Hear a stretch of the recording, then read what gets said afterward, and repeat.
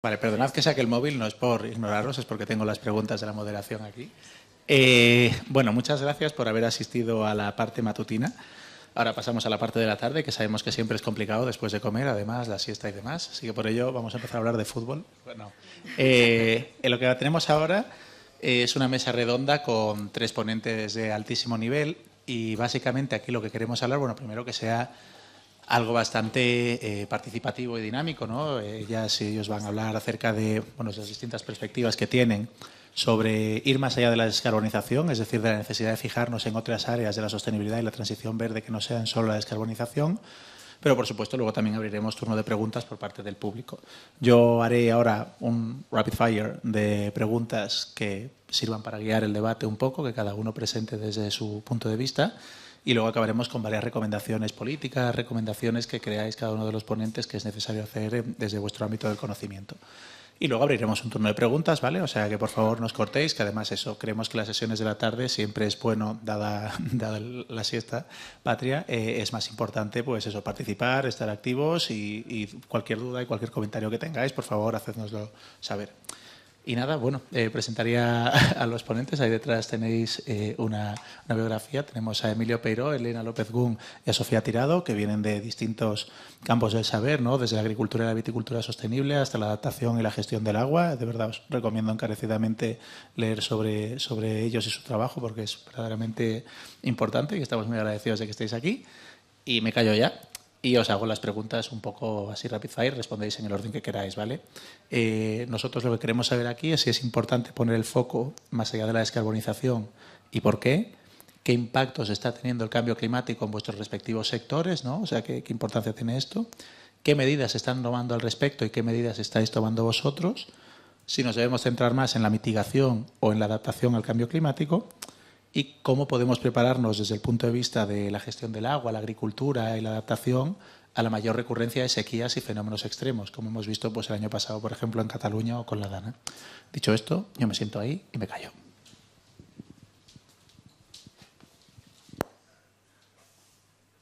Empieza tú. Empiezo. Pues buenas tardes, muchísimas gracias, Aicos y Alegados por invitarme y por contar con todos nosotros para esta mesa de debate tan interesante y con distintos puntos de vista. Pues un poco por la parte que me toca, ¿no? El sector del agua. Pues el agua lo sabemos todos, ¿no? Que el agua es el vehículo, ¿no? Que se ve más afectado por el cambio climático. No solo se ve afectado, sino también que contribuye a él. El 2% aproximadamente de las emisiones de gases de efecto invernadero a nivel mundial pues son del sector del agua. No es el sector que genera más emisiones, pero sí que hay un porcentaje que no es despreciable. Y luego siempre que hablamos de adaptación, aquí tenemos a Elena, que es experta en este tema, hablamos de agua, ¿no? Entonces, por un poco daros contexto, y me han dicho que lo hago un poco, ¿no? Que innove, voy a innovar y al público os voy a lanzar una serie de preguntas para darle un poquito de contexto en el sector, ¿no? Entonces, tenemos que mitigar, pero también nos tenemos que adaptar y nos tenemos que anticipar, ¿no? A esos riesgos.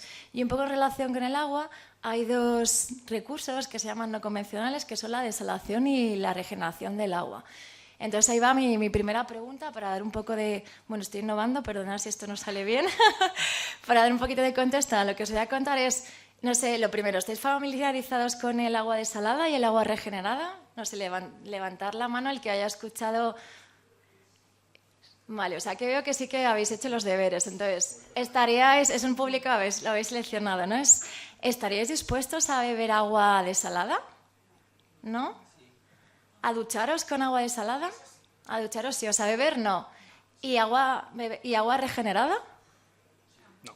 ¿Y si fuese el último recurso disponible, o nos morimos de sed o solo tenemos como un apagón, como el apagón que hubo hace poco, pero un apagón de agua?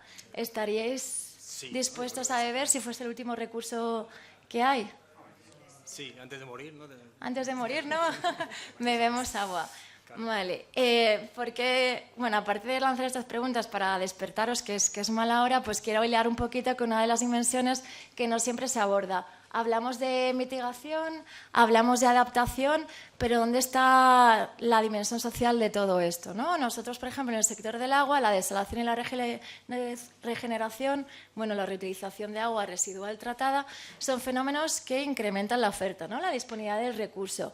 Pero ¿dónde están los ciudadanos en todo eso, ¿no? Cuando les preguntamos, en el Cano hemos hecho encuestas de percepción social, que también hacéis en Legados y Enoicos, cuando les preguntamos a los ciudadanos si están preocupados por el agua, están preocupados, dicen, de hecho están bastante preocupados por los problemas, pero vemos que esto no tiene un traslado en las intenciones, ¿no? En las acciones, en los comportamientos.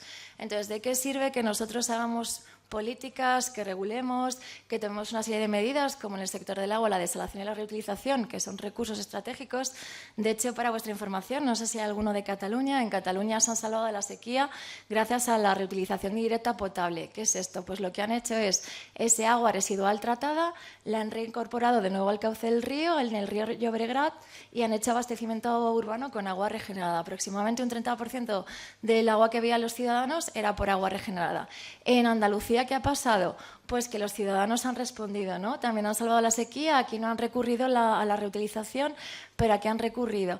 Han recurrido pues a la gestión de la demanda, ¿no? Los ciudadanos han tenido una serie de restricciones y han tenido que disminuir su consumo. Entonces, quería poner sobre la mesa, bueno, con este enfoque innovador, preguntando al público que además de mitigar, descarbonizar la economía, además de adaptarnos al nuevo contexto que tenemos que tener en cuenta la dimensión social, porque ¿de qué sirve que seamos líderes en el sector del agua, en reutilización y desalación? ¿De qué sirve que innovemos, que haya ciencia, somos referentes, si luego los usuarios finales, que son los ciudadanos, pues no son conscientes o actúan desde el desconocimiento o la desinformación? Con esto no quiero decir que todos tengamos que beber agua regenerada ni agua desalada, pero sino que seamos conscientes y que se cuente como ciudadanos de los beneficios que tiene esta transición, que va a tener unos costes, pero vamos a tener que acompañar a los ciudadanos en ello. Y ese sería mi primer mensaje. Luego no sé si combinamos un poco, entonces pues tener en cuenta, o sea, mitigarnos, adaptarnos, pero también tener en cuenta la dimensión social y la percepción de este fenómeno. Gracias. Empiezas tú, luego yo. Sí.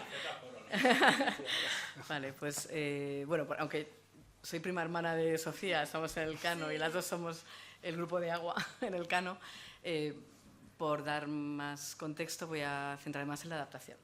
Entonces coincido con Sofía, ¿no? que claro, siempre se dice, ¿no?, que el CO2 en mitigación es el H2O en adaptación, ¿no? O sea, si pensáis en la adaptación, ¿qué significa adaptación, ¿no? El 1.0. Adaptación son los impactos, o sea, se habla de escenarios de cambio climático, el impacto de cambio climático, pero es que la realidad es que esos impactos están aquí ya. O sea, el planeta ya se ha calentado, de hecho está probablemente yendo más rápido de lo que esperábamos, porque se cree que los modelos que simulan el clima, ¿vale?, no eran perfectos, son sistemas muy complejos, entonces conexiones que deberían haber habido entre variables quizá no estaban, con lo cual se cree que va quizá más rápido. Entonces, en ese contexto, ¿no?, de la adaptación, yo creo que al final se traduce en agua, por eso yo de alguna manera aterricé en el mundo de la adaptación. Y yo creo que España de alguna manera nos toca estar por diferentes razones. Primero, por razones de seguridad y de resiliencia. O sea, estamos desafortunadamente en un hotspot a nivel global de los impactos del cambio climático. O sea, en España y en toda la zona mediterránea es donde va a haber ya con relativa alta probabilidad, bueno, las sequías es menos, o sea, la evidencia... Más, sí, hablamos, mira, casi más divertido. Sí, mejor no, yo lo prefiero. Sí. O sea, yo, por ejemplo, en el campo de agricultura, ¿vale?, mi tema, bueno, mi sector es la viticultura, ¿vale?, hacer vino, ¿vale? Cultivo uvas para hacer vino, ¿vale? Ahí enfocamos, ¿no?, digamos, dónde estoy. Entonces, claro, sequía nos influye mucho, ¿no? Sobre todo nos va a influir en producciones, en calidad, que eso se traduce al final en economía, ¿no? La bodega no me va a comprar la uva, o el vino que hago no me lo van a comprar porque no es bueno, ¿vale? Entonces, ahí ya la economía tiene un impacto, ¿no?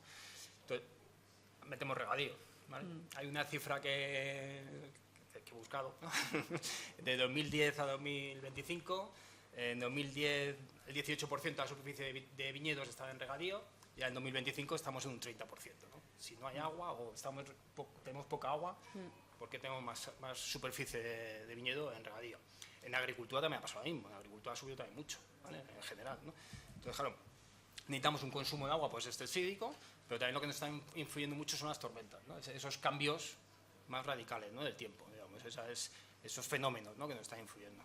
Entonces, no solo es, por eso te quería interrumpir, no solo es estrés hídrico, sino al final todas las consecuencias que están produciendo, ¿no? Al final esas tormentas torrenciales se ya está en el suelo es algo básico, muy importante hablar del suelo. Entonces, pero yo creo que Tirso Legados querían que trajéramos como más aspectos aparte del cambio climático, y eso también porque tienes de alguna manera unos sistemas que ya están, por así decirlo, muy estresados, ¿no? Entonces yo creo que ahí toda esta idea del Green Deal al Clean Deal, pero no podemos tampoco olvidar el Green Deal, porque tenía un sentido de hacer nuestros sistemas más resilientes. Entonces ahí un suelo bien gestionado es capaz de absorber agua, es capaz de absorber carbono, con lo cual los eventos extremos que sabemos que van a ocurrir, ¿no? Con mayor frecuencia y mayor intensidad, estaremos mejor preparados. Por eso, y esto es adaptación. Entonces yo creo, y también uniéndome un poco a lo que decía Sofía, porque yo creo que es importante cambiar la narrativa positivo, ¿no? En la medida de lo posible, empoderarnos y darnos cuenta que sí podemos hacer cosas. Y yo creo que ahí España, como comentaba Sofía, por ejemplo, tuvimos un evento la semana pasada en el Real Instituto Elcano, de un estudio que lideró Sofía, de percepción del ciudadano, ¿no? Con respecto a la reutilización y desalación. Y, por ejemplo, para que sepáis, ¿no? España ahora mismo es el número 1 en reutilización a nivel europeo, con un gran margen de diferencia a mejor. Y a nivel global somos el 5º, con lo cual esa nueva economía que viene, de la que hablamos, ya existe en nuestro país, ¿no? Es un sector que genera mucho empleo, que es capaz de generar empleo y que además nos va a permitir estar mejor preparados y ser más competitivos, ¿no? Porque si pensáis, por ejemplo, en la nueva economía que viene, ¿no? Tener en cuenta que se hablaba de la economía del carbono, del carbón, incluso esta mañana se hablaba de Asturias, pero es que ahora estamos hablando de la economía digital. Es un cambio incluso en la agricultura. Sí, hay una cosa... Y ahora le paso... ahora sigues tú. Hay una cosa de descarbonización, ¿no? ¿Vale? Lo has introducido con eso. En la ponencia de Nemesio lo ha dicho, ¿no? Plantar árboles, ¿no? Para asumir carbono, ¿no? La PAC, que es Política Agraria Común Europea, ¿no? Te pagan por cultivar, en unas condiciones, ¿no? Pues esta PAC, la que tenemos ahora mismo, nos están dando un plus, digamos, nos dan un beneficio de si podemos cubiertas vegetales en el cultivo permanente. ¿Qué es un cultivo permanente? El olivo, el viñedo, los frutales. Entonces, tú vas por la autopista Tomelloso, por ejemplo, Nacional 4, nos bajamos a Andalucía, a la playa, los viñedos empiezan a tener hierba en el suelo. Antes estaban labrados. Labrabas, soltabas el CO2, soltabas el carbono, ¿vale? Del suelo, contaminabas, pasabas el tractor, contaminada. Ahora, esa hierba de que está haciendo, absorbiendo, ¿no? Es un cultivo nuevo, al final es una hierba que es un prado, ¿no? Entonces, un prado consume CO2 para dar oxígeno. Entonces, está cogiendo ese CO2, está acumulando ese CO2 en el suelo, porque los microorganismos que están viviendo en el suelo, porque ya no los labras y los matas, sino que también están consumiendo CO2. Entonces, y también hay un dato que era, si subimos un 1% a materia orgánica, tenemos 160.000 litros por hectárea de acumulación de agua en el suelo. Encima vamos a ser más eficientes en el uso del agua, ¿no? Entonces, porque estábamos labrando antiguamente y ahora... Y no tienes que regar tanto. Claro, hay una competencia, sí. Ese cultivo, que es un nuevo cultivo que tenemos ahí, nos está haciendo competencia, pero también nos está dando unos beneficios. Entonces, la política agraria común, la PAC, nos está premiando por hacer eso, para que la gente también se dé cuenta de que cambien, ¿no? Porque la agricultura es muy conservadora.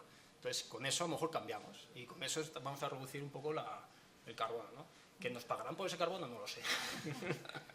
Porque hay mucho agricultor que el sí lo tiene y no le están pagando, el pobre. Entonces, bueno, ahora eso lo sabéis, a nivel europeo ahora es un momento clave en muchas políticas europeas, incluido la política agraria común. Ahora, como comentaba esta mañana, se está haciendo el nuevo marco de financiación, con lo cual una de las opciones que están encima de la mesa es un ETS3 para agricultura.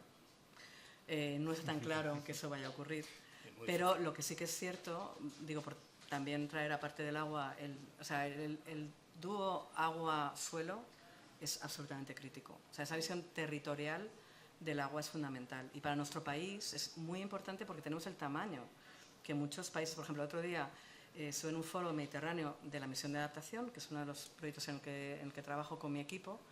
Y, por ejemplo, Andalucía es más grande que 15 países Estados miembros de la Unión Europea. O sea, tenemos un tamaño bestial, que nos permite verdaderamente innovar también a nivel europeo. Yo creo que eso es súper importante. Y también quería comentar, porque en un momento dado también vamos a hablar también del tema político, ahora necesitamos liderazgo político. Necesitamos líderes que de alguna manera se mojen, nunca mejor dicho, porque lo que vimos en el estudio, no sé, Sofía luego lo puede comentar, es que el ciudadano va por delante a veces del político, ¿no? Pero el político a veces tiene miedo. Yo lo entiendo, es un mundo muy polarizado, las redes no ayudan en absoluto porque nos polarizan todavía más, porque es blanco-negro, bueno-malo, y el mundo son grises, y lo sabemos todos. O sea, el mundo no es blanco y negro, ni jamás lo será. Entonces yo creo que ahora yo quiero pensar que habrá políticos valientes que nos ganen en las urnas por las ideas, no por las acusaciones. O sea, lo digo absolutamente en serio. O sea, tenemos que elevar el nivel político porque lo que está en riesgo es demasiado importante como para que me digan lo que ha hecho mal el otro. Yo quiero que me digan lo que van a hacer para resolver mis problemas, ¿no? Yo creo que eso va a ser también muy importante y, desde luego, en el cambio climático, independiente de que es un riesgo que hay que gestionar, hay unas enormes oportunidades. Hidrógeno verde salió esta mañana, agricultura regenerativa, agua reutilizada, turismo de otra manera, que no sea, ¿no?, un turismo de calidad, que también aumenta nuestro PIB de una manera más sostenible, ¿no? Yo creo que ahora es un momento muy bonito. Y ahora le paso la palabra otra vez a Sofía, que tenía seguro más...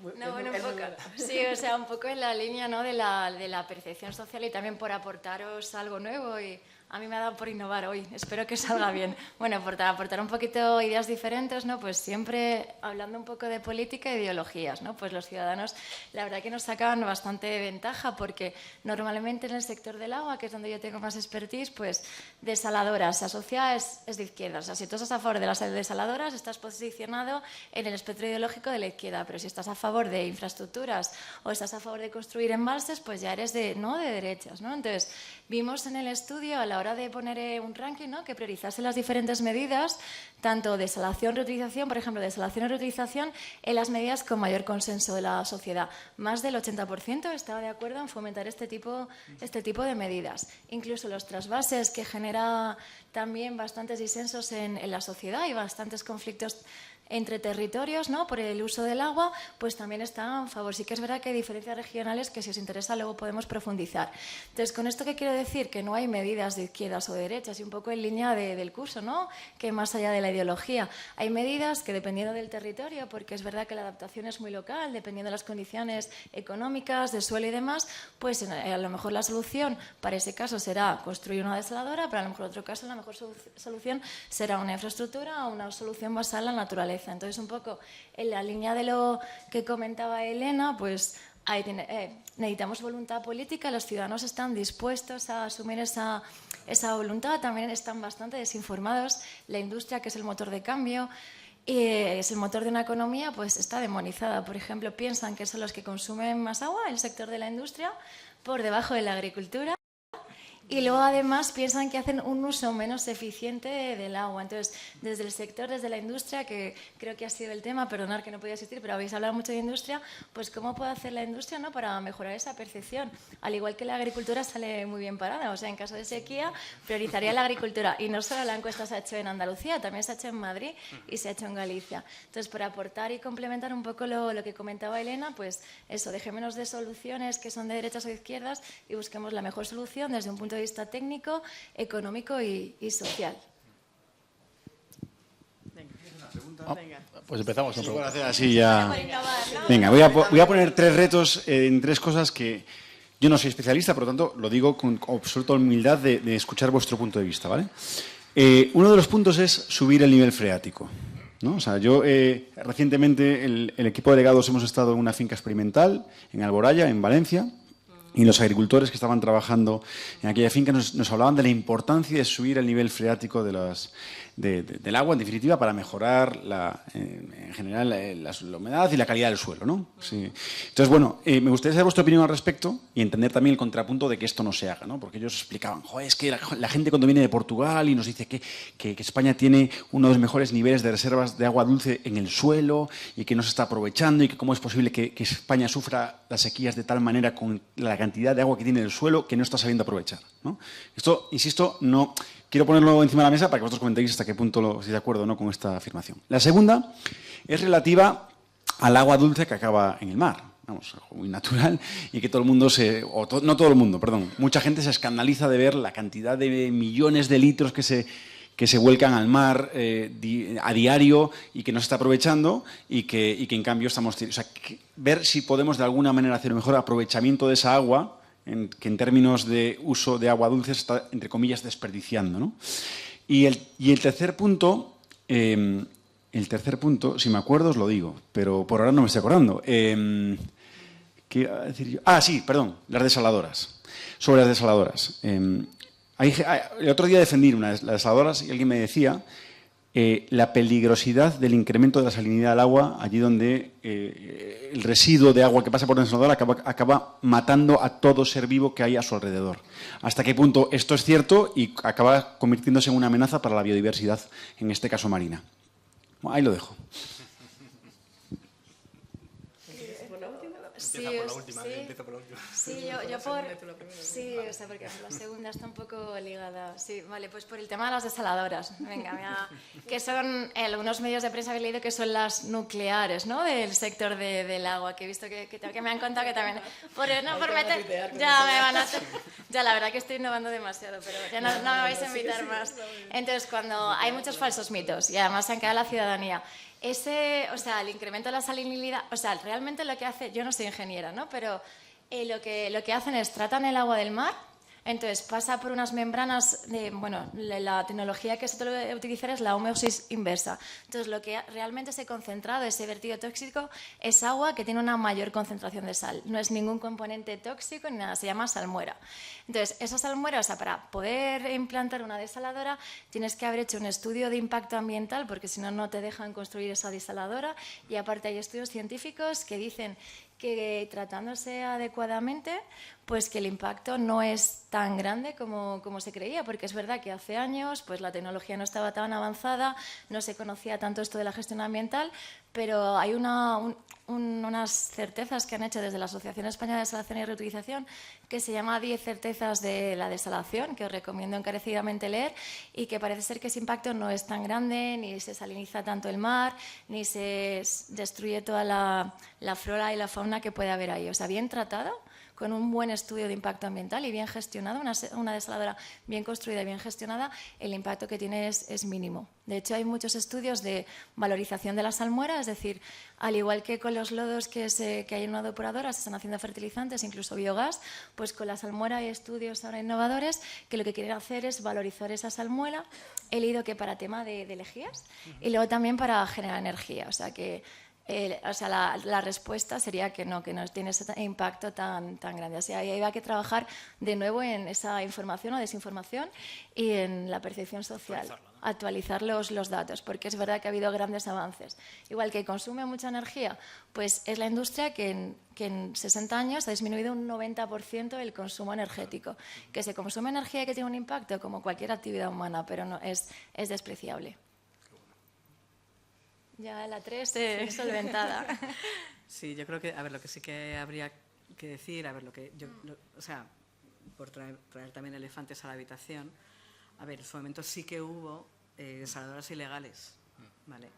Que tenían vertidos cerca de espacios protegidos. Entonces el impacto, obviamente, enorme y a veces irrecuperable.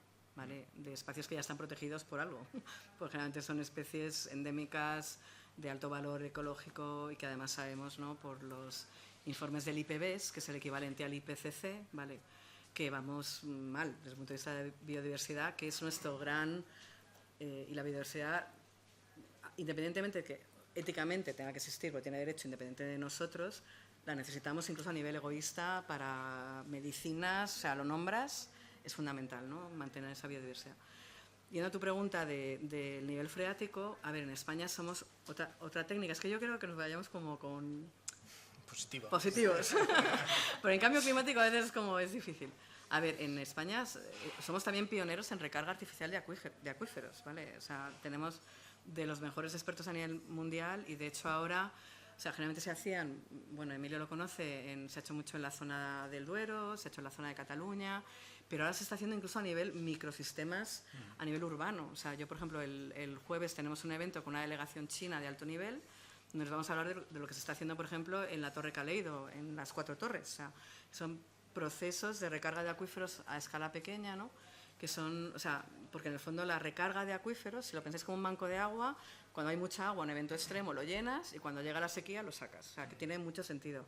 Y el agricultor, si es algo, es muy listo. Muy Que listo, te lo diga demasiado, Emilia. demasiado Son seres adaptativos por Sí, sí, naturaleza, totalmente. porque viven del Necesario. clima, o sea, viven del tiempo, por así decirlo, ¿no? Son gente verdaderamente que todos los días están diseñados a adaptarse, ¿no? Yendo a la recarga de acuíferos, entonces, en España somos muy buenos en recarga de acuíferos. Yo creo que es una gran oportunidad. Lo que pasa es que también yo diría, voy a volver aquí, vamos a ser también un poco realistas, lo primero que tenemos que hacer es recuperar los acuíferos que tenemos sobreexplotados. O sea, tenemos un gran problema en nuestro país que de forma general es como el que tiene una cuenca de banco y saca más dinero de forma regular que de la que le entra. Pues imagínate, eso unido a los nitratos y a los pesticidas no es una buena idea, ¿vale? Porque tienes menos agua, se diluye menos la contaminación, ¿vale? Con lo cual yo creo que efectivamente, y yo diría que de todos los recursos que hay, si pensáis en un portafolio de agua que es desalada, reutilizada, recargada, evaporada, porque o sea, hay aguas, igual que hay energías, hay tipos de agua, ¿vale?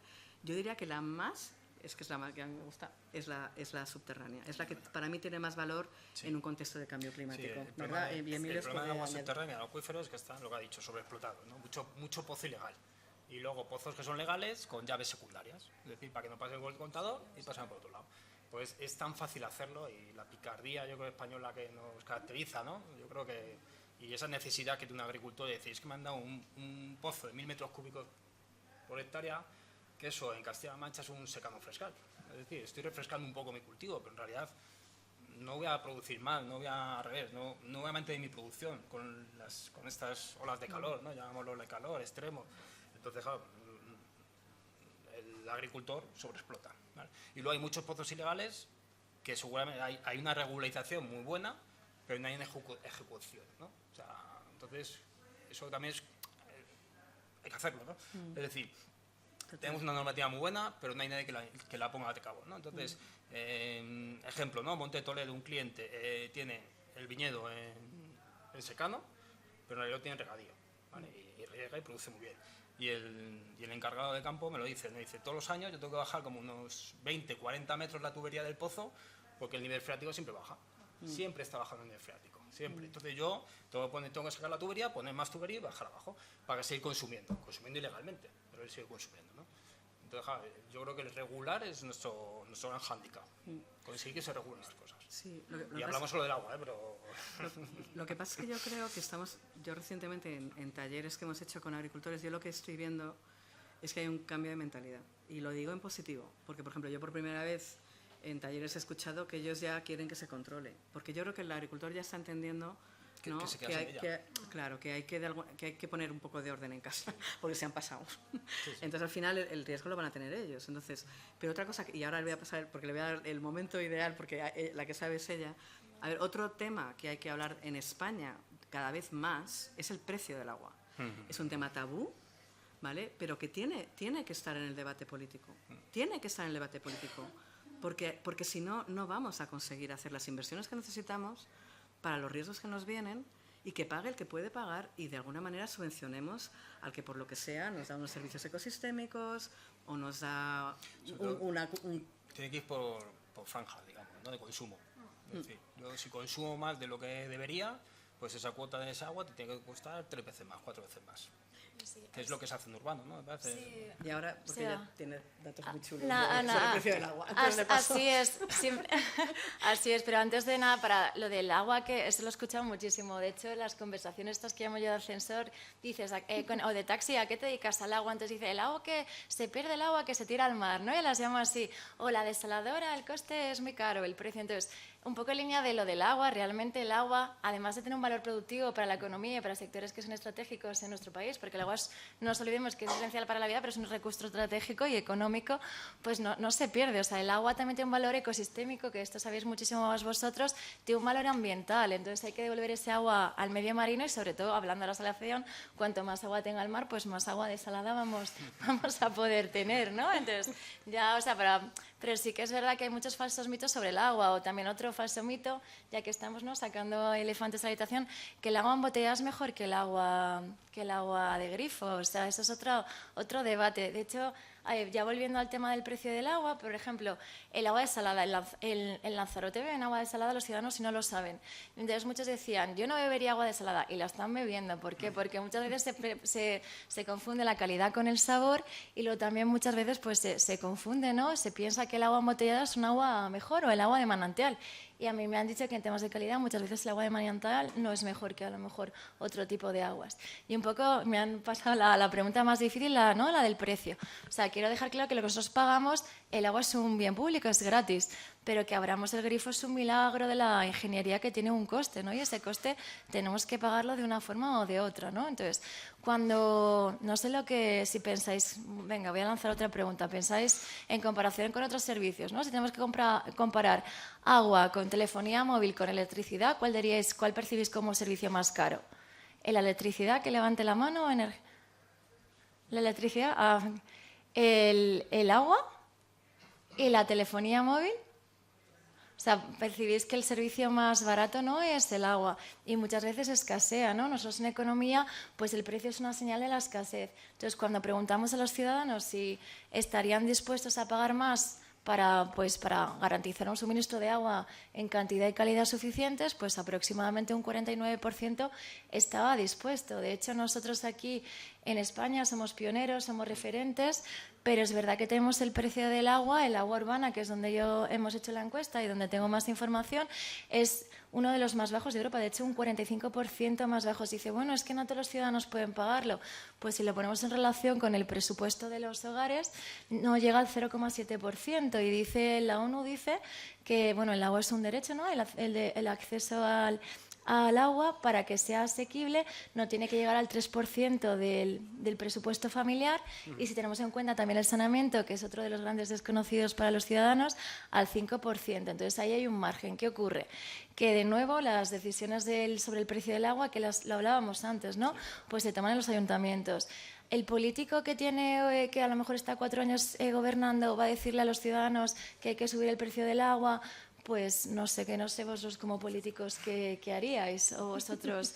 Pues es un tema sensible que causa bastante rechazo social, pero a lo mejor sí que somos capaces, yo la primera, de comprarnos un teléfono, o nos suben el precio de la electricidad y seguimos pagándola, pero ¿qué pasa con el agua, que es un recurso básico? Entonces ahí hay margen de maniobra, lo hablábamos antes. Además hay un recurso básico porque en zonas rurales sí pueden abrir el grifo, pero ni se les pasa por la cabeza verlo. Incluso en la piel lo notan, ¿sabes? Tú te estás duchando con un agua que tiene salinidad, tiene nitratos, y tú te estás contaminando a ti mismo, ¿no? Al final, está la moda ahora también de poner filtros en el grifo, de poner filtros en la alcachofa de la ducha, ¿no? Pues imagínate, esas personas que no lo pueden beber, y ducharte con ellas puede causarte un problema, ¿no? Y hay zonas rurales, bastantes zonas rurales en España, que tienen ese problema. Calidad de tuberías, al final, ¿no? Y lo que hablamos antes, ¿no?, que hay que controlar, ¿no?, que tenemos mucha regulación y que hay que ejecutar esas medidas, medir datos. Yo cuando empecé en el mundo del agua, cuando quería acceder a datos, tenía que ir a un informe, a un PDF que estaba escondido en la página del ministerio, entonces tenemos que mejorar ese acceso a la información y medir y conocer, porque si no medimos no sabemos si lo estamos haciendo bien o mal, y poner incentivos. O sea, si nos dicen, pues para llenar la piscina el agua va a costar 4 veces más, pues ahí a lo mejor nos lo pensamos, ¿no? Sí, y yo quería un poco la pregunta de Javier, que se ha quedado en el tintero, la tengo que coger, la de que el agua se pierde al mar. No, no, porque los ríos hay ciclos. Tienen que llevar agua. Un pequeño detalle. El ciclo del Es que a agua, veces nos olvidamos ¿no? que un río tiene que tener agua, si no, no sería un río.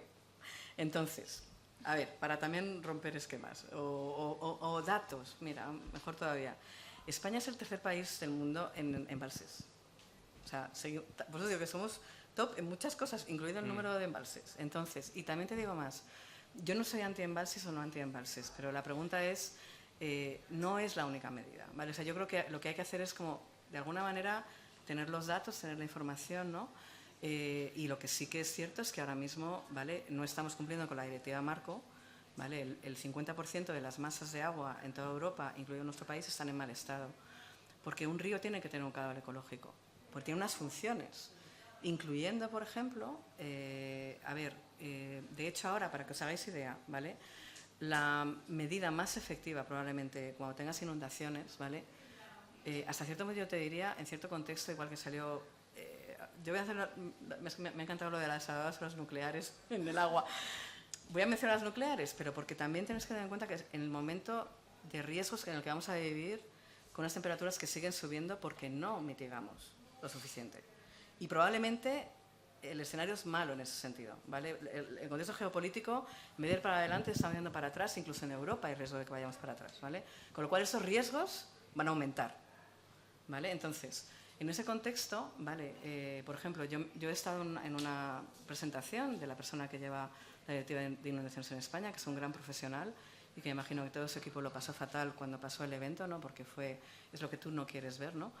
Y ahí te comento, ahí la única manera es que tú tienes que darle espacio al agua. Y mira, y fíjate lo que me dijeron una vez, el agua, ¿vale?, no solamente tiene memorias, tiene escrituras. Lo que me refiero es que hay una cosa que se llama la llanura de inundación, y es por algo. Esa llanura de inundación ahora mismo está totalmente, de alguna manera, hemos construido donde no debíamos de haber construido, con lo cual toda esa gente está en una situación de riesgo. ¿Vale? Eso ya no lo podemos, de alguna manera, evitar. Ya ha sucedido de los ¿vale? caudales. Ya ha ocurrido, claro. Pero, o sea, por ejemplo, hay cosas que han pasado anteriormente de las que tenemos que aprender. Ahora, todo el debate porque tienes el Acuerdo de París, ¿vale?, el cambio climático, pero tienes el Acuerdo de Sendai, que es de desastres, ¿vale? Y en el Acuerdo de Sendai, por ejemplo, es el concepto de Build Back Better, ¿vale? Lo lógico ahora, por ejemplo, en la zona donde ocurrió el evento, es que no construyamos igual, ¿vale? Porque, por ejemplo, lo que sí que ocurrió en su momento es que el famoso, y lo voy a decir cosas porque son hechos, ¿no? O sea, ese famoso centro comercial se construyó en una zona de flujo preferente. Era cuestión de tiempo. O sea, entonces yo creo que aquí, yo me acuerdo una vez estar en una reunión en la Agencia Ambiental Europea, ¿no?, y el que en ese momento era el director que salía, ¿vale?, ahora ya no está, ahora ya hay una directora, ¿vale?, pero él hizo un comentario y se quejaba amargamente diciendo, joder, es que ahora la gente dice, no lo sabíamos. Digo, joder, solamente mírate los informes de hace 10 años o 15 y lo que pasa es que ahora lo que está ocurriendo es lo que se dijo que iba a ocurrir. Entonces, yo creo, porque eso también se esta mañana y me gustó mucho, a ver, la ciencia no es una creencia, ¿vale? Y yo creo que el debate político es fundamental. Los científicos decimos los datos, la evidencia, pero luego tiene que haber un debate político. Y además el político es el que tiene que tomar la decisión, porque además estamos en una democracia, es como debe ser, no el científico. No es mi papel decir lo que... Pero yo soy como el médico, yo digo lo que recomiendo que hagáis para que no pasen ciertas cosas. Que luego tú me hagas caso, pues bueno, tú verás, porque tú lo vivirás las consecuencias, que es como debe ser, ¿no? Pero por eso esa idea de que los ríos, el agua se pierde al mar, en principio no. Además en España no hay muchos más sitios donde construir embalses. De hecho ahora el problema que tenemos es que se están todos llenando de sedimentos por una agricultura mal entendida que no valora el suelo, que es lo que comentaba Emilio. Entonces yo creo que ahora el problema, lo que estamos viendo en Tecnicolor, es todos estos riesgos en cascada, todos a la vez. Porque tenemos sistemas que de alguna manera están muy estresados, entonces cuando ocurre un riesgo, de repente, ¿no? Impacta, es como una especie de partida de snooker, ¿no? Haces así y le da otra bola. Entonces eso al final lo que tienes que hacer es entender bien el sistema y, vale, quizá en algún sitio lo que toque es un embalse, una desaladora, una recarga de acuíferos o simplemente una mejor gestión del suelo. Y por eso yo creo que lo que comentaba Sofía es muy importante. Lo que sí que creo que sería lo que es muy importante es traer al público o a la sociedad civil al siglo XXI, ¿vale? Porque una de las cosas que a veces me preocupa es que con el tema del agua nos hemos quedado en la época de Joaquín Costa, que estuvo muy bien, pero la España de Joaquín Costa no es la de ahora. ¿Me permitís? Uy, perdón por el tal. Precisamente cara a eso voy a abrir de nuevo al público. Me voy a alejar de esto porque está haciendo un ruido raro, perdón. Voy a abrir a preguntas. Me ha recordado, por cierto, lo de las recomendaciones, lo de sabemos lo que hay que hacer, pero no cómo hacer que nos elijan después de hacerlo, ¿no? Que es una frase muy buena de Juncker. Voy. Hola, quería cambiar el tema. Mi pregunta es sobre el BC seco, o sea, la separación de orina y heces en el entorno urbano para reducir el consumo de agua, que es un sistema prácticamente desde Roma. La pregunta es, ¿tiene algún sentido que en un entorno urbano se intente hacer algo de ese tipo?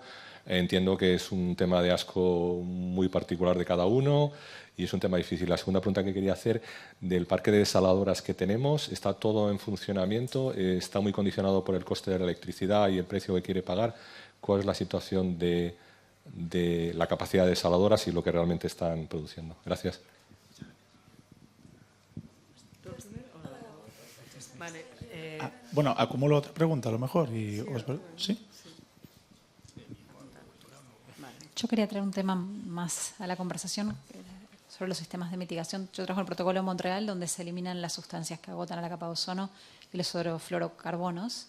Y uno de los sustitutos, que son las hidrofluorolefinas, generan un componente que son los perfluoroalquilados. Y perdonen todos los abogados en la sala por todos los acrónimos, son todas sustancias químicas. Pero sí hay un debate muy álgido en la comunidad de práctica a la que yo pertenezco sobre el tema perfluoroalquilados, los PFAS. Y quería escuchar la opinión de ustedes.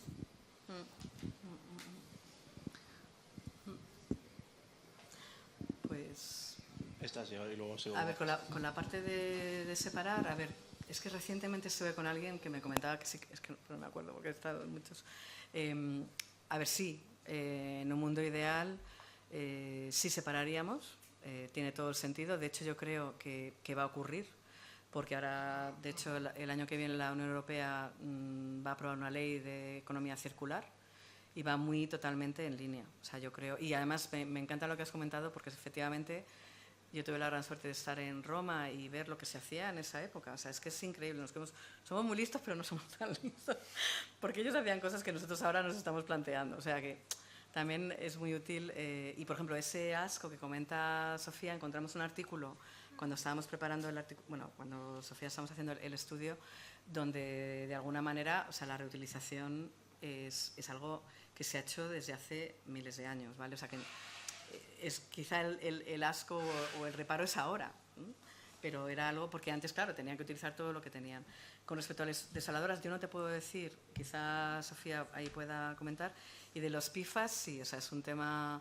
Mira, yo acabo de llegar ayer de una conferencia en Manchester, donde tuve la suerte de conocer a una investigadora española de la Universidad de Birmingham, que había hecho un estudio, un póster comparando Reino Unido con España en los PFAS acumulados en los peces, en el mar Atlántico y en el Mediterráneo. El Mediterráneo sale terrible porque, claro, un mar mucho más pequeño, mucho más cerrado. Y lo que también os iba a comentar, porque me impactó mogollón, era una conferencia de investigadores españoles en Reino Unido, organizada por la embajada, ¿vale? Y otra ponencia, entonces abría mucho la mente de diferentes científicos, y me llamó la atención cómo se conecta todo, porque la otra científica que habían traído era una catedrática de Sevilla que estaba hablando del Parkinson's. Y tú ves una imagen, ¿vale?, de la neurona y ves lo que está afectando la neurona y ahí te aparecen los PFAS. O sea, esto no es un teórico, ¿vale? O sea, yo creo que lo que pasa es que creo que tenemos que ser capaces de, lo que decía Sofía, llegar a la población para que entienda por qué estos temas no es de ecólogos, hippies con rastas, no, es que esto va de tu salud, ¿no? Y por ejemplo, el índice de suicidio en los agricultores, ¿verdad?, que Emilio lo sabe, muchísimo más alto. ¿Por qué? Por los PFAS y por los pesticidas. ¿De las desaladoras? Pues, además de la de separación lo he escuchado, pero desconozco hasta qué punto lo van a implementar. Si lo que querían hacer, por ejemplo, en Madrid, en la zona norte, pues no tiene mucho sentido que la descarga a las cisternas sea con el agua potable. No es verdad que como está puesta la infraestructura no tenemos redes separativas. Entonces querían implementar el agua reutilizada, el agua regenerada, para descarga de cisternas. Querían hacer eso. Y luego temas de desaladoras. Pues se producen más de 800 hectómetros cúbicos en España, Si le interesa, luego le puedo facilitar cifras, porque realmente las desaladoras, la mayoría son propiedad de Aquamed, y luego está la Asociación Española de Desalación, que tiene una base de datos donde están todas las desaladoras, qué capacidad tienen y demás, sobre todo las que gestionan de gestión pública, gestión público-privada. Por ejemplo, en la ciudad de Javia lo que hicieron fue los propios ciudadanos, porque de la necesidad en virtud financiaron su propia desaladora. Entonces, yo cuando hablé con los expertos en desalación, muchas están al 100%, por ejemplo en Almería, en la zona de Almería, sobre todo para temas de agricultura, pero hay algunas que no están trabajando al 100%, pero dicen que eso es bueno. O sea, que el agua desalada tiene que ser un complemento, ¿no? Un recurso que complemente a los demás, que utilicelas al 100% es que algo estamos haciendo mal, ¿no? Es como un seguro de vida, ¿no? Una garantía de suministro. En épocas de sequía o en épocas de mayor escasez, pues ponemos a funcionar esa desaladora y además muchas están subvencionadas. Entonces, si le interesa el tema, luego le facilito más datos. Gracias. ¿Está funcionando? Sí. Uy. Yo voy a tirar un momento de privilegio de moderador para hacer una pregunta yo. Primero una cuestión de Jorge y también abro para otra pregunta, ¿vale? Y así las acumulamos de dos en dos. O sea, no era una pregunta, era simplemente cómo ha salido el tema de la desalación, que ha salido varias veces. Nosotros en Oikos, como sabéis, hemos hecho también un informe sobre agua, donde hemos hecho un diagnóstico bastante exhaustivo, ¿no? Entonces, con respecto al tema de la desalación, la capacidad instalada en España es de más o menos 5 millones de metros cúbicos al día. Pero eso es la capacidad instalada, ¿no? Entonces hay como 700 y pico desaladoras, ¿vale? Y como bien ha dicho Sofía, ya lo ha explicado, ¿no? Que no estén funcionando al 100% de su capacidad no es un problema, al revés, es una solución que está pensada para ser flexible, pero al mismo tiempo ser vertebral, ¿no? A toda la gestión hídrica y sobre todo las políticas de oferta, ¿no? Y luego respecto a la salmuera, que ella también lo ha dicho, o sea, el principal impacto ambiental de la desalación, correcto, es la salmuera, pero como ella bien ha dicho también, no tiene ningún tipo de químico, es simplemente un agua que tiene una concentración de sal mayor, ¿no? Que eso creo que lo había preguntado Javier, ¿no? Sobre la salmuera. Entonces, cada desaladora está regulada de una manera muy particular y está construida de una manera diferente y no todas liberan el agua de la misma manera, ¿no? Entonces, como ha dicho Sofía, tienen un impacto ambiental que está muy medido, ¿no? Y es un sector muy, muy regulado. Entonces, de hecho, como reflexión a mí, si me preocupase algo de las desaladoras, a nivel de impacto ambiental, me preocuparía quizá más las emisiones por el consumo energético que tienen, lo cual están solucionando, ¿no? Porque la mayoría de muchas desaladoras y las recientes que se han construido ahora vienen además con placas solares instaladas. Entonces, ya el suministro energético está cada vez más descarbonizado, ¿no? Y a medida que se conectan a la red eléctrica, cuando se descarbonice el sistema eléctrico en España, pues las emisiones de las desaladoras bajarán también, ¿no? Y además, como ha dicho también Sofía, su consumo energético ha bajado de manera espectacular en los últimos años y eso supone también, que es muy importante también, que baja su precio, porque el consumo energético es el principal factor del coste de las desaladoras y actualmente están subvencionadas y están subvencionadas no tanto para consumo humano, sino para consumo agrícola, ¿no? Porque la agricultura está acostumbrada a unos precios que no son siempre los del agua desalada, pero ya para cerrar un poco con respecto al agua desalada, también es interesante porque es una solución muy flexible que utilizan los agricultores para mezclar agua de distintos orígenes, ¿no? Y obtener así un agua a la carta que pueden adaptar mucho mejor a distintos cultivos. Muchas gracias, Jorge. Yo particularmente, además, en las inmortales palabras de Mariano Rajoy, a mí es very difícil todo esto, ¿no? O sea, yo la parte técnica menos, así que la mía va a ser más política, tal y como decíamos antes, que es, si creéis, desde cada uno de vuestros aspectos, especialmente en la agricultura, que aquí quizá le hemos dejado un poco más de lado en favor del agua, aunque todo está correlacionado, ¿se ha centrado mucho la política, tanto nacional como europea, en la parte de despliegue de renovables, energía y demás, y ha orillado un poco cosas como la agricultura, precisamente? Es decir, ha orillado otras partes de la política verde como la agricultura, ha orillado partes como quizá la adaptación en otros métodos, y nos hemos centrado casi exclusivamente en renovables y descarbonización de determinados sectores, ¿o creéis que se le ha prestado atención a todo esto? Y conectado con eso, pues, ¿qué recomendación daríais al respecto, ¿no? Y antes, ¿hay alguna pregunta más para recoger esta otra? Ah, mira, fantástico. Hola, no, a mí me gustaría saber vuestra opinión sobre cómo valoraríais la importancia que puede tener el agua sobre el sector financiero, porque cada vez es más importante, creo yo, ver las dependencias entre el cambio climático, algunas dimensiones ligadas con el capital natural y en particular el agua, y cómo puede afectar esto al valor de los activos, ¿no?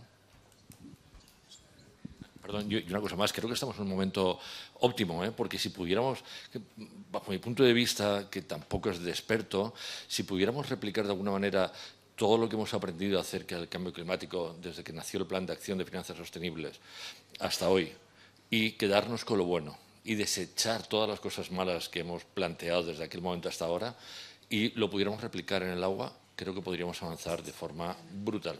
Y creo que es una oportunidad que si la desaprovechamos ahora nos tocará empezar de cero los próximos X años.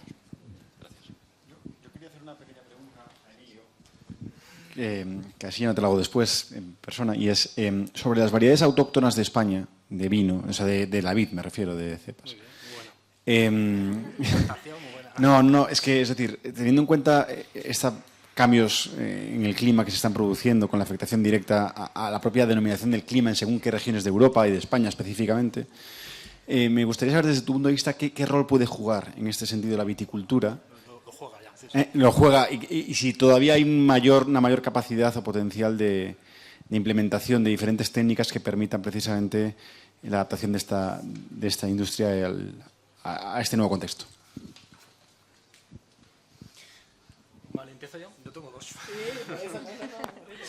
Vale, subvención, ¿vale? En agricultura hay subvenciones, ¿vale? Aparte está la PAC y eso, pero hay una subvención especial que es ecológico, ¿no? Agricultura ecológica. La agricultura ecológica en 2000, ahora me lo invento, no sé si era el 18 o el 19, éramos el primer país europeo, o sea, el primero en superficie de agricultura ecológica, ¿vale? En Europa y el cuarto en el mundo. O sea, da puntos a nuestro favor, ¿no? Bien, lo estamos haciendo bien, ¿no? ¿Por qué? Porque estaba subvencionada también, muchas veces. No solo mentalidad del agricultor, sino también la subvención, ¿no? ¿Vale? Pero, sí. Somos realistas, ¿no? Al final, el dinero mueve todo, ¿no? Y en el año siguiente fuimos el segundo, nos ganó Francia. Pero seguíamos en el segundo puesto de Europa en agricultura ecológica. Claro, lo estamos haciendo muy bien ahí. ¿Es un país que es fácil hacer agricultura ecológica? Sí, en casi todas las regiones es fácil hacer agricultura ecológica, ¿vale? Entonces, hay un nuevo apellido que se llama regenerativo, que lo has comentado tú, ¿vale? Al final es muy similar a la agricultura ecológica, pero estamos metiendo la variable del suelo, ¿vale? Que no hemos comentado en el suelo, solo estamos hablando del agua, pero el suelo es muy, muy, muy importante, ¿vale? Nos quedamos sin suelo, y si nos quedamos sin suelo, no hay cultivo, ¿vale? Bueno, no hay cultivo, no hay parte vegetativa, no hay plantas, ¿no? Entonces, ahí, por ejemplo, todavía no está regulado. En la agricultura ecológica está toda regulada. Al final tenemos unos controles bastante estrictos y con eso no tenemos subvenciones, ¿no? Pero en la regenerativa todavía no. ¿Llegará? Sí, está a punto de llegar, ¿no? Al final tenemos varias asociaciones que están luchando por ese sello regenerativo y te darán ayudas por ello. Habrá otra subvención ahí. ¿Vale? El tema de variedades, ¿vale? ¿Cuál es uno de los problemas del cambio climático en la viticultura? Viticultura, agricultura, ¿no? Pero en viticultura nos vamos a centrar, son la adaptación, ¿vale? O sea, hay variedades francesas que nos gusta mucho el vino francés, Cabernet Sauvignon, Chardonnay, Sauvignon Blanc, nos gusta mucho, ¿vale? Pero las queremos meter en Castilla-La Mancha. Clima, imposible, ¿no? O sea, ¿qué consecuencia tiene? Vale, sí que puedo llegar a cultivarlo, voy a consumir más insumos en cultivar eso, pero encima el sabor del vino no va a ser el mismo, ¿vale? Pero bueno, lo consumiremos, ¿vale? De acuerdo. Entonces, ¿qué pasa? Que nos hemos alejado de esas variedades, digamos, ahora son minoritarias, pero antes eran autóctonas, ¿no? Digamos, se habían criado ahí y se han perdido. ¿Por qué? Porque no había un valor comercial. Posiblemente tampoco se sabía cultivar y no se sabía producir, o sea, no se sabía coger ese producto y hacer un vino adecuado que le vaya a gustar al consumidor. Posiblemente también, ¿eh? Porque las técnicas tecnológicas han cambiado.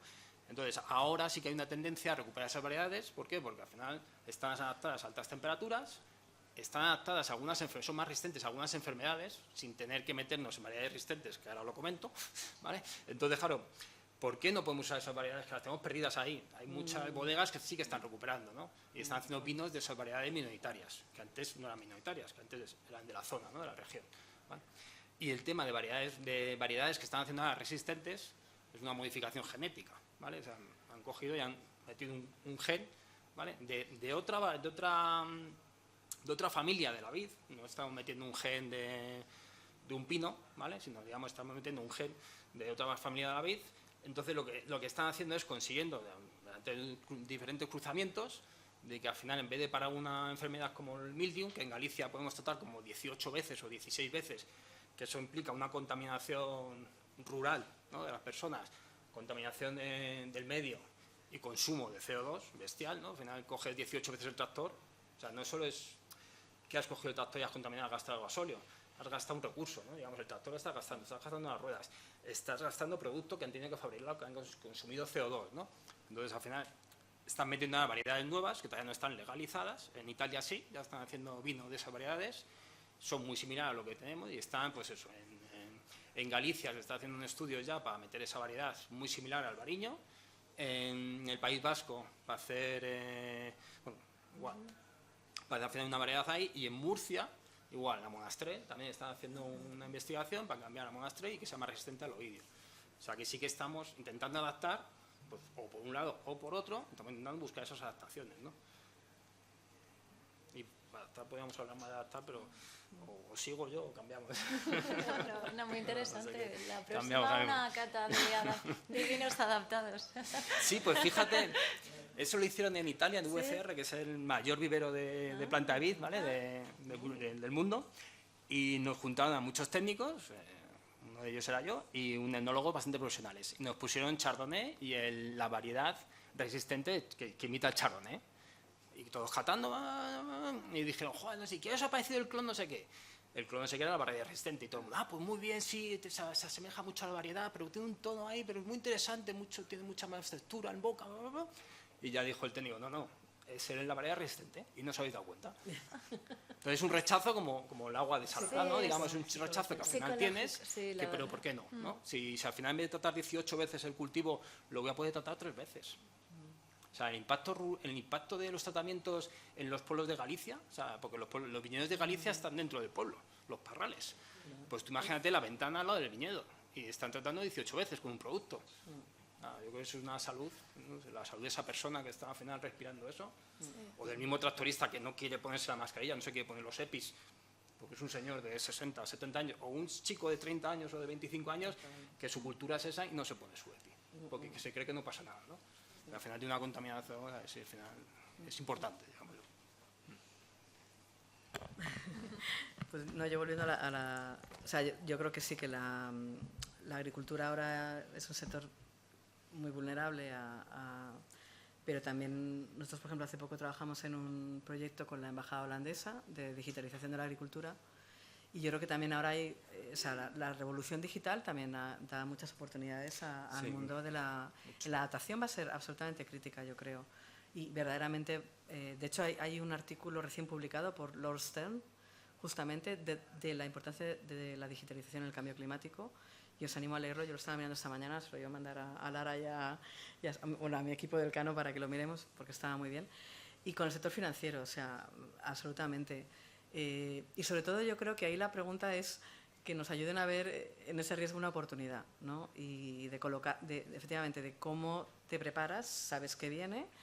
Y yo he estado en un montón de proyectos europeos que están esperando al sector privado como agua de mayo para nuevos instrumentos financieros. O sea, yo sé, que creo que tú también lo sabes, el Banco Central Europeo ya ha hecho un estudio de sequías, porque además, de hecho, nuestro país ha sido, creo que tenemos en el podium de impacto de desastres, estamos ya cada vez más altos, que eso no es bueno.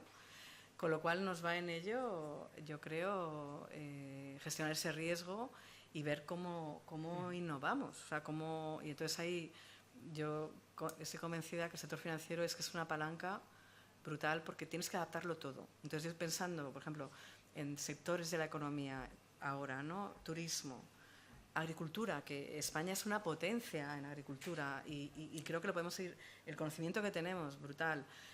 Construcción también, es que tienes que adaptar. Entonces, ¿por qué no es una oportunidad, ¿no?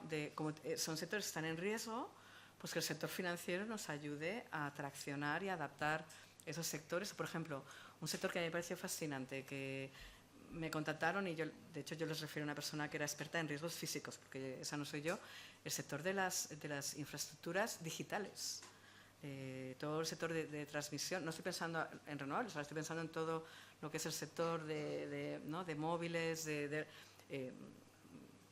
hipervulnerable. Y lo que me llamó la atención es que ellos, como sector, están totalmente conscientes de que son vulnerables, y lo que más me gusta es que ellos quieren hacer cosas, pero yo creo que ahí necesitan el apoyo de un sector como el financiero que pueda traccionarles, darle mejores condiciones para que ellos de alguna manera reduzcan sus riesgos, sean más competitivos y encima pues luego se merienden al que no se haya preparado bien. Sí, bueno, yo creo que no me queda mucho más que decir, No, que sí, sí, añadir. sí. Sí, o sea, yo de agricultura no sé mucho, sí que sé que somos la huerta de Europa y, oye, hay que seguir, y además los ciudadanos la priorizan y la importancia que tiene como sector estratégico, como sector más vulnerable. Y en el sentido del tema financiero están haciendo bastantes cosas. Estuvimos en un evento de la Fundación Botín, que está en el Banco de España, BBVA, todos los bancos, y están haciendo bastante cosas porque se han dado cuenta que de hecho la OCDE ha dicho que uno de los riesgos climáticos que mayores impactos va a tener en la economía va a ser el riesgo de estrés hídrico. Entonces están avanzando, porque sobre todo en tema de seguros, yo no soy experta, o sea, lo que he leído pues lo transmito, y en tema de seguros agrarios, no solo inundaciones, también en tema de sequía, sí que están trabajando bastante. Y sobre todo la parte de innovación, o sea, la parte de financiación, eso es clave. O sea, en el sector tenemos un déficit inversor, en el sector del agua hay un déficit de inversión en estas infraestructuras. Esas infraestructuras que se construyen hay que mantenerlas, y muchísimas están bastante obsoletas, y luego pues los riesgos, los impactos tienen unos efectos mayores. Entonces, en ese sentido hay que seguir invirtiendo, y bueno, ahí abogo también por la colaboración público-privada. El sector público no va a poder llevar a cabo las inversiones que son necesarias, entonces necesitamos colaboración, y por eso es los incentivos, ¿no? Lo que hablamos de economistas, diseñar incentivos para fomentar, ¿no? que ese sector sea más atractivo y que pongan dinero en él, no solo porque nos va... No quiero ser, perdón, que estás lanzando muchos mensajes positivos, no quiero ser catastrofista, nos va la vida en ello, pero es una oportunidad de negocio. O sea, tenemos que ver un poco, ¿no? Algo que podemos ver como un factor limitante, pues un factor que sea, no sé, que sea una palanca de cambio. Y es que le iba a comentar que a lo mejor yo creo que Emilio los conoce, por ejemplo, en este estudio de digitalización de la embajada holandesa. Fijaros qué listos que se están viniendo aquí a ver lo que estamos haciendo, pero está bien, porque significa que lo estamos haciendo bien. Hay que ver, ¿no? Cuando... Sí, hay que ver el punto positivo. Entonces, por ejemplo, a mí me llamó la atención porque, claro, yo no les conocía, y una de las ponencias más interesantes, o sea, por supuesto, vino Aqualia, ¿no? Muy bien, pero también, por ejemplo, Cajamar, ¿no? La plataforma Tierra, ¿verdad? Que es una incubadora de temas de innovación en la agricultura. Sí. Y están haciendo una labor fantástica, ¿no? O sea, yo creo que, por eso vamos a ver las oportunidades, ¿no? El sector de agua, yo creo, ¿verdad, Sofía? Ahora yo creo que es un sector maduro, sólido, y probablemente, yo no soy experta en financiero, pero sospecho que el riesgo no es tampoco tan... Bueno, no, o sea, sí, habrá riesgo, pero imagino que será controlable, ¿no? Ahí sí, yo ya tampoco me puedo meter, pero bueno. Sí, perdón, que hablaba un poco de marketing, ¿no? Porque... Igual no es el mejor ejemplo ahora Israel, bueno, voy a poner también Singapur o California, hablando en tema de marketing, porque la mayoría de las desaladoras o de la infraestructura que hay ahí son empresas españolas las que la han llevado a cabo. Entonces, o sea, por lanzar una farma, somos pioneros en muchas cosas, pero muchas veces la ciudadanía no conoce y nosotros igual no nos sabemos vender, no sé, por buscarle una explicación. Si me permitís, no sé si va a intervenir alguien más para dar paso a una última pregunta antes de cerrar. Bueno, nos dan ganas de gritar Viva España ahora, ¿no? Estamos aquí con orgullo patrio por las nubes. ¿Hay alguna pregunta de cierre? ¿Una última reflexión gramatical que dijo Eduardo Pombo? Si no, no sé si queréis decir algunas palabras cada una de cierre de esto, con alguna recomendación, alguna idea política o demás que creáis. No sé, el foro es vuestro. 2 minutines.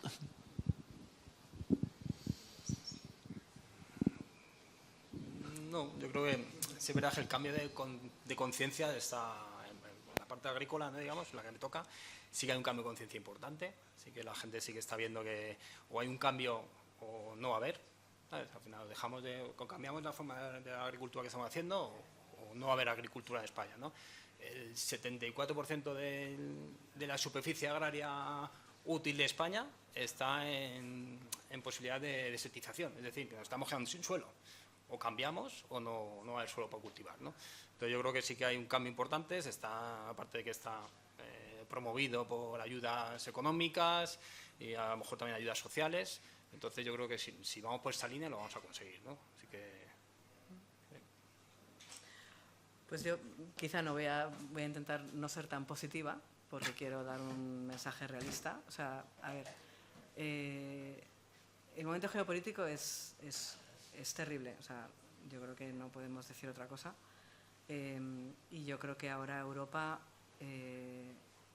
tiene que, o sea, para mí, más Europa, menos Europa, por no ser ahora España, pero, o sea, es el momento de la verdad.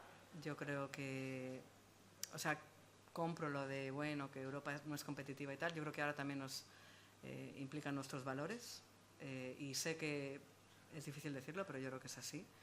Y yo es que creo que además lo que comentaba esta mañana, creo que era Elena y Nemesio, ¿no? O sea, a ver, es que estamos en un punto donde los impactos, verdaderamente los escenarios son prácticamente, o sea, lo que quiero decir es la mejor adaptación es la mitigación.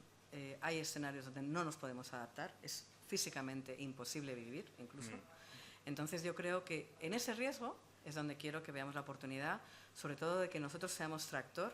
Tenemos sectores económicos que ya son pioneros y que ya pueden de alguna manera dar, no sé, ejemplo, ¿no? Y ¿por qué no? O sea, yo creo que lo podemos hacer, son perfectamente capaces.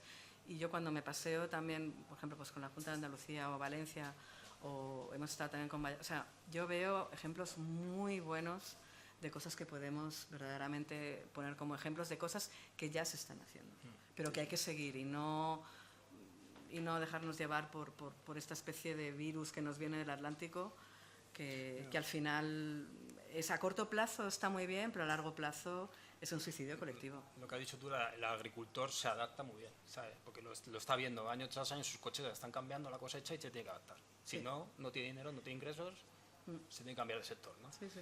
Entonces, el cambiarse de sector de un agricultor significa irse de su pueblo, irse de su ámbito de confort, irse a una ciudad. Eso ya ha pasado, y el que se ha quedado en la agricultura es porque quiere quedarse ahí. Sí. Entonces se adapta, y hay muchas formas de adaptarse. Sí. Y aparte de la adaptación, pues hay que cambiar, ¿no? No podemos seguir haciendo lo mismo y solo adaptarnos, ¿no? Tenemos que adaptarnos y hacer otra cosa. Otra cosa, sí. Pues me sumo a adaptar, cambiar y un poco, ¿no?, de recomendación política, mejorar la comunicación con los ciudadanos. O sea, los ciudadanos somos los usuarios finales, no de todo. Entonces, es un contexto, pese al contexto geopolítico y en la época en la que estamos de desinformación, yo creo que tenemos una oportunidad económica, o sea, una necesidad, y aprovechemos esto y aprovechemos que somos un referente en muchísimas cosas. Aquí lo hemos visto en agricultura, en adaptación, entonces aprovechemos las herramientas que tenemos y comuniquemos mejor y comuniquemos a los ciudadanos y tengámoslos en cuenta, porque eso es una cosa de todos. A vosotros.